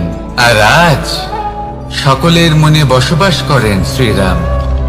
আর অন্যদিকে আছে রাবণ। ওনার কাছে একটা সময় ছিল, একটা সুযোগ ছিল নিজের প্রারব্ধকে শুভ করে তোলার। উনি ভুল করলেন আর মৃত্যু লাভ করলেন। নির্বাচন সবসময় আপনার হাতে, শুধু আপনাকে সময়কে বুঝতে হবে, সেই মুহূর্তকে বুঝতে হবে আর উচিত সিদ্ধান্ত নিতে হবে, ব্যাস। বুঝতে শিখুন এই সময়ের দাবি কি, বুঝতে শিখুন এই সময়ের ইচ্ছে কি, আর উচিত সিদ্ধান্ত নিন। আর আমার সাথে ভালোবেসে বলুন, রাধা রাধা। জ্ঞান এবং অহংকার, এই দুইয়ের মধ্যে সম্পর্ক কোথায়? সম্পর্ক ঠিক সেরকম যেরকম হাত এবং কাঁকনের, যেমন চোখ এবং দৃষ্টির সম্পর্ক। এবার আপনি বলবেন, এ আমি কি বলছি? জ্ঞান এবং অহংকারের এমন সম্পর্ক কি করে হতে পারে? দেখুন, যে ব্যক্তি জ্ঞানী, যার কাছে জ্ঞান রয়েছে এবং তিনি জানেন যে তার কাছে জ্ঞান রয়েছে, তার মধ্যে নিজে থেকেই অহংবোধ জাগ্রত হয়। খুব কম সংখ্যক এমন জ্ঞানী ব্যক্তি আছেন যারা নিজেদের অহংকারের বিষয়ে আঁচ করতে পারেন। প্রকৃত জ্ঞানী হলেন তিনি, যিনি নিজের জ্ঞানের সদ্ব্যবহার করে অহংকারকে দূর করেন। উচিত সময় বুঝে যান, নিজের অন্তর যাচাই করে এই বিষয়টা দেখেন যে তার অন্তরে অহংবোধ জাগ্রত হচ্ছে এবং নিজেকে সেখানেই থামিয়ে দেন, যাতে অহংকারের পথে তিনি অগ্রসর না হয়ে যান। এই অহংকার কখন উচিত, কখন অনুচিত, কখন প্রয়োগ করা উচিত, উচিত নয়, কখন বাধা দেওয়া উচিত, এটা শেখা অত্যন্ত প্রয়োজনীয়। আর যদি এটা আপনি শিখতে পারেন, তাহলে আপনি একজন জ্ঞানীও হয়ে উঠবেন এবং সুখীও থাকবেন। তাই মনে রাখবেন, এই জ্ঞান নিয়ে কখনোই অহংকার করবেন না, বরং সবসময় নিজের অহংবোধের বিষয়ে প্রকৃত ধারণা রাখবেন। আসুন আমার সাথে ভালোবেসে বলুন, রাধা রাধা। আমাদের জীবনে 7 ধরনের সুখ আছে, আর সেগুলো লাভ করার জন্য আমরা অত্যন্ত প্রচেষ্টা করি। কিন্তু কোনো প্রচেষ্টা করার পূর্বে তা কিভাবে করব সেটা বোঝা খুব প্রয়োজন, আর সেখানেই আমরা ভুল করে থাকি। যে কাজটা আমাদের পরে করা উচিত, সেটাই আমরা আগে করে বসি। আপনাকে স্পষ্ট করে বোঝাই, প্রত্যেক সুখের সাথে 2টি ক্রিয়া জড়িত থাকে। এবার যখন আমরা ধনের কথা বলি, তখনও 2টি ক্রিয়া জুড়ে থাকে। প্রথম ক্রিয়া হলো ধন অর্জন করা, দ্বিতীয় ক্রিয়া হলো ধনের ব্যবহার করা। আর জীবনে ধনের ব্যবহার করার পূর্বে ধন কিভাবে অর্জন করতে হয় তা শেখা অত্যন্ত প্রয়োজনীয়। আমরা মন্দিরে যাই, ভগবানের আরাধনা করি, তার জন্য পুজো করি, ওনাকে প্রসন্ন করতে চাই, কিন্তু তার আগে ভগবানের ওপর আস্থা রাখা প্রয়োজনীয়। যদি আপনার অটল বিশ্বাস থাকে, তবেই আপনি প্রকৃত ভক্ত হয়ে উঠতে পারবেন। এবার যদি আপনি বক্তা হয়ে থাকেন, শ্রেষ্ঠ বক্তা হতে চান, এই সংসারের সামনে নিজের বক্তব্য রাখতে চান, তাহলে কথা বলার পূর্বে কথা শুনতে শিখুন। তবেই আপনি একজন শ্রেষ্ঠ বক্তা হয়ে উঠতে পারবেন। জীবনে সম্পর্ক স্থাপন করার আগে সম্পর্ক বজায় রাখতে শিখুন, তবেই আপনি একজন প্রকৃত সাথী হয়ে উঠবেন। জীবনে পরাজয় মানার পূর্বে বিজয়ী হওয়ার চেষ্টা কিভাবে করতে হয় সেটা শিখুন, তবেই আপনি একজন নিপুণ ব্যক্তি হয়ে উঠবেন। অন্তিম এবং সবথেকে গুরুত্বপূর্ণ কথা, জীবনে ভালোবাসা লাভ করার পূর্বে ভালোবাসা প্রদান করতে শিখুন, তবেই আপনি একজন প্রকৃত প্রেমী হয়ে উঠবেন। আসুন আমার সাথে ভালোবেসে বলুন, রাধা রাধা। এই সংসারের সবথেকে বড় যুদ্ধ কোনটা? দেব-অসুরের যুদ্ধ, যা অনেক বছর ধরে চলেছিল, নাকি রাম রাবণের যুদ্ধ, নাকি মহাভারত? না, সংসারের সবথেকে বড় যুদ্ধ হলো সেইটা যা নিজের সাথে লড়া হয়, নিজের মনের সাথে লড়া হয়, নিজের অন্তরের সাথে লড়া হয়। এটাই সব থেকে বড় যুদ্ধ। এবার নিজেই দেখুন আপনার সব থেকে বড় শত্রুকে।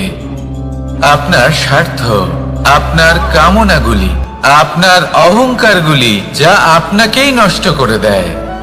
যদি এদের ওপর আপনি বিজয় লাভ করতে পারেন, তাহলে ধরে নিন এই সংসারে সবার উপরে আপনি বিজয় লাভ করতে পারবেন। এই সংসারে কেউ আপনাকে পরাজিত করতে পারবে না। কিন্তু তার জন্য প্রয়োজন অনুভূতির। অনুভূতি ভালোবাসার, অনুভূতি অনুপ্রেরণার। যে ব্যক্তি ভালোবাসতে পারেন এবং প্রেরণা দিতে পারেন, তিনি চিরকাল জয় লাভ করতে পারেন। নিজের কাছে ভালোবাসার এক অস্ত্র রাখুন আর প্রেরণার এক ঢাল। জীবনে কেউ আপনাকে পরাজিত করতে পারবে না। আসুন আর আমার সাথে ভালোবেসে বলুন, রাধা রাধা। সৌন্দর্য। মানুষ নিজের সৌন্দর্যের বিষয়ে কতটা ভাবে, চায় যে সে সব থেকে বেশি রূপবান হবে, সব থেকে বেশি সুন্দর হবে। কিন্তু সৌন্দর্যের পরিভাষা কি তা কি সে জানে? কোনো মাকে জিজ্ঞেস করুন, ওনার জন্য সৌন্দর্যের পরিভাষা ওনার সন্তান। কোনো ভক্তকে জিজ্ঞেস করুন, ওনার জন্য সৌন্দর্যের পরিভাষা ওনার ভগবান। শ্রীরামকে জিজ্ঞেস করুন, ওনার জন্য সৌন্দর্যের পরিভাষা হলো হনুমান। ভাঙা হানু, ফুলে যাওয়া মুখ, দেখতে গেলে উনি বানর, লম্বা লেজ। এত নিরীহ যে ওনাকে অমূল্য মালা দিলে সেটা ছিঁড়ে তার ভেতরে শ্রীরামকে খুঁজছিলেন। কিন্তু ওনার ভাবনা কত সুন্দর। উনি এটা বিশ্বাস করেন যে সংসারের যতই মূল্যবান জিনিস দিয়ে এই মালা তৈরি করা হোক না কেন, যদি এর মধ্যে শ্রীরাম না থাকেন, তাহলে এর মধ্যে কোনো অর্থ নেই। সৌন্দর্য রূপে নয়, ভাবনায় নিহিত থাকে। যদি আপনি সৌন্দর্য প্রাপ্ত করতে চান, তাহলে তা কর্মে নিয়ে আসুন, ভাবনায় এবং বিচারে নিয়ে আসুন। এই সৌন্দর্য আপনার সাথেই থাকবে।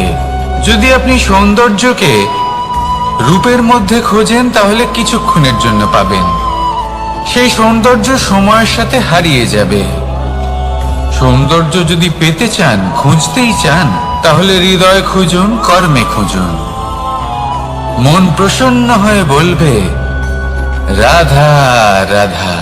এই সংসারে মানুষ জন্মগ্রহণ করেন, বড় হতে থাকেন, পুরুষার্থ লাভ করেন, অর্জন করেন। অর্জন করা আসলে কি? বেশিরভাগ মানুষ বলেন অর্জন করা অর্থাৎ ধন সম্পত্তি অর্জন করা। আর কি অর্জন করা যায়? আর কি লাভ করা যায়? আসল প্রশ্ন হলো এটাই যে কি এমন আছে যা বাস্তব রূপে অর্জন করার যোগ্য। তা হলো ব্যবহার, জ্ঞান এবং সন্তোষ। কেন? কারণ আপনি যখন এই সংসার ছেড়ে চলে যাবেন, তখন আপনার ধন সম্পত্তি আপনাকে বিদায় জানাতে আসবে না। আপনাকে বিদায় জানাতে আসবে আপনার আপনজন, যাদের সাথে আপনার সুসম্পর্ক ছিল। সমগ্র সংসারে সহস্র মানুষ ধন অর্জন করে থাকেন। শ্রেষ্ঠ মানুষ হলেন তিনি, যিনি ব্যবহার, জ্ঞান এবং সন্তোষ অর্জন করে থাকেন, একে সকলের মধ্যে বিতরণ করেন।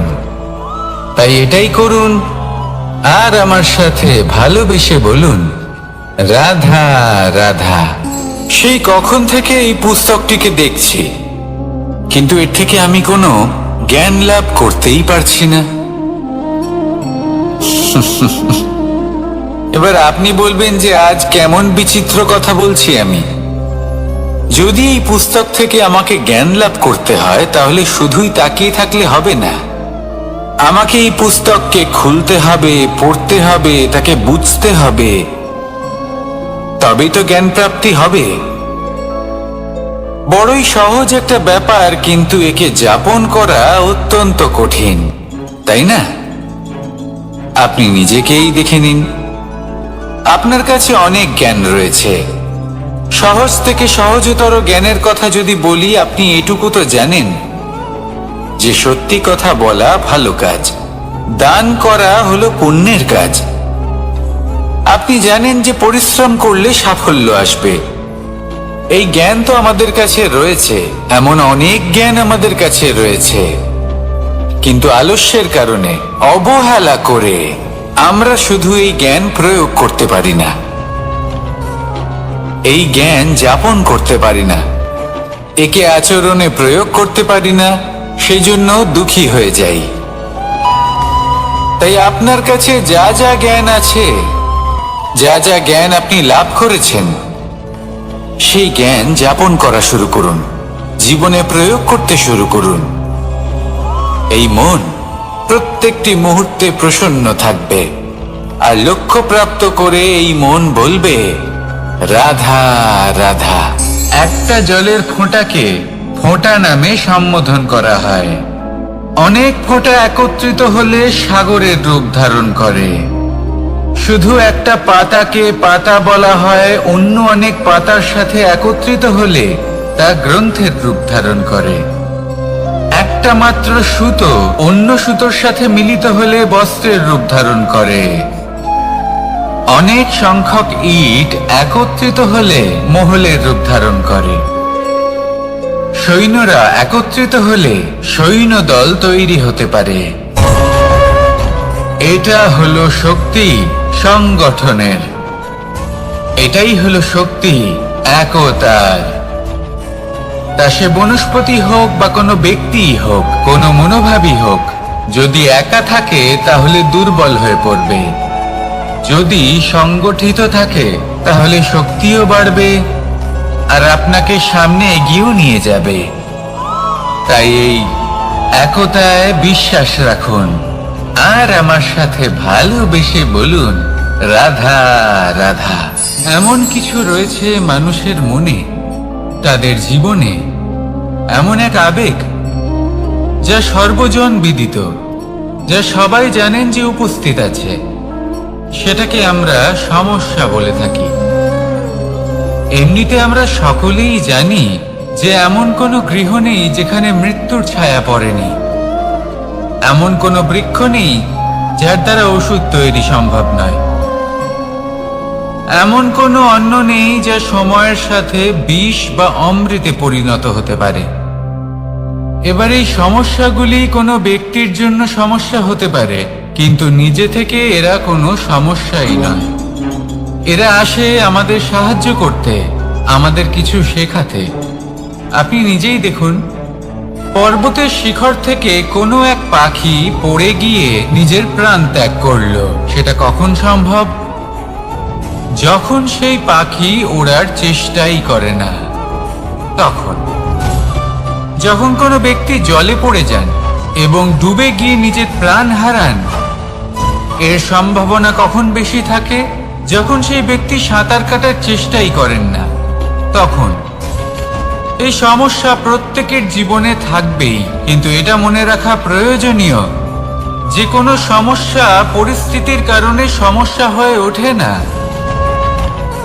এই পরিস্থিতি যখন আমাদের সামনে আসে, আমাদের তা কঠিন মনে হয়, আমরা নতমস্তক হয়ে পড়ি, ভয়ভীত হয়ে পড়ি, তার সম্মুখীন হতে পারি না। তখন তা সমস্যার রূপ নেয়। দৃঢ় হয়ে দাঁড়িয়ে থাকুন সাহসের সাথে, এই পরিস্থিতিগুলির সম্মুখীন হন, দেখবেন সমস্যা কখন সাফল্যে পরিণত হবে আপনি জানতেই পারবেন না। আসুন আমার সাথে ভালোবেসে বলুন, রাধা রাধা। এই সংসারে কখনো কোনো ব্যক্তিকে তার বাইরের পোশাক দেখে বিচার করার চেষ্টা করবেন না, এটা খুব বড় ভুল করবেন। যেমন আমরা জীবনে অনেক সময় এমন করি, ধরুন কোথাও একটা গাছ দেখলাম, খুব বিশাল আকারের একটা গাছ, যেটা মাটির থেকে অনেক উঁচুতে পৌঁছে গেছে, যার বিশাল শাখা আছে। সেগুলো দেখে আমরা ভাবি যে এই গাছে হয়তো কত সুস্বাদু ফল আছে। আমরা সেই গাছের পরিচর্যা করতে থাকি, আবার অন্যদিকে হলো একটি তৃণ, যেটা মাটি থেকে কিছুটা উঁচুতে পৌঁছেছে, কিন্তু সেই তৃণর নিচে, মাটির নিচে অত্যন্ত সুস্বাদু ফল বা সবজি জন্ম নেয়, যা আমাদের স্বাস্থ্যের পক্ষে অত্যন্ত উপকারী। সেই জন্য কখনো আবরণ দেখে কাউকে বিচার করতে চেষ্টা করবেন না। তার বদলে এটা বোঝার চেষ্টা করুন যে আপনার সামনে যে ব্যক্তি আছে বা বস্তু আছে তার বিশেষত্ব কি। যদি এই বিশেষত্ব বোঝার ক্ষমতা আপনি অর্জন করেন, যদি এই শিল্প আপনি নিজের ভেতরে জাগ্রত করেন, তাহলে এই সংসারে বিশেষত্ব কি সেটা আপনি জানতে পারবেন। আর এই সমস্ত খেলা দৃষ্টি থেকে নয়, দৃষ্টিভঙ্গি থেকে জন্ম নেয়। দৃষ্টিভঙ্গি সবসময় শুভ রাখুন আর আমার সাথে ভালোবেসে বলুন, রাধা রাধা। যখন মানুষের মৃত্যু হয় তখন কি হয়? অনেক সংখ্যক মানুষ শোক পালন করতে চলে আসেন। যে ব্যক্তি মৃত্যু লাভ করেছেন তার অনেক বস্তু থাকে যেগুলো তার প্রিয়, যেগুলো তিনি ব্যবহার করেছেন। তার শয্যা, তার বস্ত্র, তার আভূষণ সবকিছু তার থেকে বিচ্ছিন্ন করা হয় এবং খালি হাতে তাকে শ্মশানের উদ্দেশ্যে রওনা করা হয়। আমি আপনাকে এই প্রশ্ন করতে চাই, আপনি এই সংসারে কি অর্জন করেছেন? ধন সম্পত্তি, বস্ত্র, আভূষণ, এই সব কিছু যে আপনি অর্জন করেছেন, আপনার মৃত্যুর পরে তা আপনার থেকে দূর হয়ে যাবে। এর উত্তর হলো একটাই, আপনার কর্ম। শুধু সেটাই আছে যে একান্ত আপনার, আর শুধু সেটাই এই সংসার থেকে চলে যাওয়ার পরেও সংসারেই জীবিত থাকবে। যদি আপনি দুষ্কর্ম করেন, তাহলে এই সংসার আপনাকে একটি অনুচিত উদাহরণ হিসেবে মনে রাখবে যে এই ব্যক্তি খুব পাপী ছিল, অনুচিত কর্ম করতেন। যে পথে তিনি চলেছেন সেই পথে কারোর চলা উচিত নয়। সেখানেই যদি আপনি সৎকর্ম করেন, তাহলে সংসার চিরকাল এটাই বলবে যে খুব ভালো মানুষ ছিলেন, সবাইকে ভালোবাসতেন, সবাইকে সাহায্য করতেন, আমার খুব প্রিয় মানুষ ছিলেন। এটাই হলো শ্রেষ্ঠ কর্ম। সেই জন্য জীবনে শুধুমাত্র ধন সম্পত্তি, আভূষণ এই সব অর্জন করতে গিয়ে নিজের মনোনিবেশ করবেন না। শ্রেষ্ঠ কর্ম করুন। সংসার থেকে চলে যাওয়ার পরেও এই কর্মই এই সংসারে আপনাকে জীবিত রাখবে। আসুন আমার সাথে ভালোবেসে বলুন, রাধা রাধা। আমরা সবাই সূর্যকে সম্মান করি, ওনাকে শ্রদ্ধা করি, ওনাকে পুজো করি। এই সূর্য আমাদের শক্তি প্রদান করেন, প্রকাশ প্রদান করেন। কখনো কখনো উষ্ণতা এতটাই বাড়িয়ে তোলেন, এতটাই তপ্ত করে তোলেন, আমাদের একথা মনে হয় যে আমাদের এই শরীর জ্বলে যাচ্ছে। তখনও আমরা বিরোধিতা করি না, তাকে কটু কথা শোনাই না, আমরা সসম্মানে তা গ্রহণ করি। কেন কেন করি? কারণ আমরা জানি যে সন্ধেবেলা যখন সূর্যাস্ত হবে তখন শুধুমাত্র অন্ধকার বাকি থাকবে। ঠিক কিছুটা এরকমই হয় আমাদের মাতা পিতাও, যিনি আমাদের জন্ম দেন, আমাদের ভরণ পোষণ করেন, আমাদের বড় করেন, আমাদের প্রেম প্রদান করেন। কখনো কখনো তাদের মুখ থেকে কটু কথা নিঃসৃত হয়, আমাদের দুঃখ হয়, কিন্তু তখন আমাদের এটা বোঝা উচিত এগুলি নিঃসৃত হচ্ছে আমাদেরই মঙ্গলের জন্য। যেমন সূর্যদেব, উনিও উত্তাপ দিয়ে থাকেন আমাদেরই মঙ্গলের জন্য, যাতে ফসল পাকতে পারে, যাতে জল বাষ্প হয়ে মেঘ হতে পারে, বৃষ্টি হতে পারে, আর এই সংসারে নিরন্তর জলের প্রবাহ থাকে। আমাদের মাতা পিতা, তাদের কঠোর আচরণ, তাদের কঠোর অনুশাসনের পেছনে লুকিয়ে থাকে ওনাদের ভালোবাসা। আমাদের তা বুঝতে হবে, সসম্মানে ওনাদের গ্রহণ করতে হবে, কারণ ঠিক সূর্যাস্তের পরে যেমন চতুর্দিক অন্ধকারচ্ছন্ন হয়ে যায়, তেমনি আমাদের জীবন থেকে যখন আমাদের মাতা পিতা চলে যায়, তখন আমাদের জীবনেও শুধু এবং শুধুমাত্র অন্ধকারই ছেয়ে থাকে। সেই জন্য নিজের মাতা পিতাকে সম্মান করুন, ওনাদের ভালোবাসা প্রদান করুন। এই মন আর এই জীবন প্রসন্ন হয়ে বলবে, রাধা রাধা।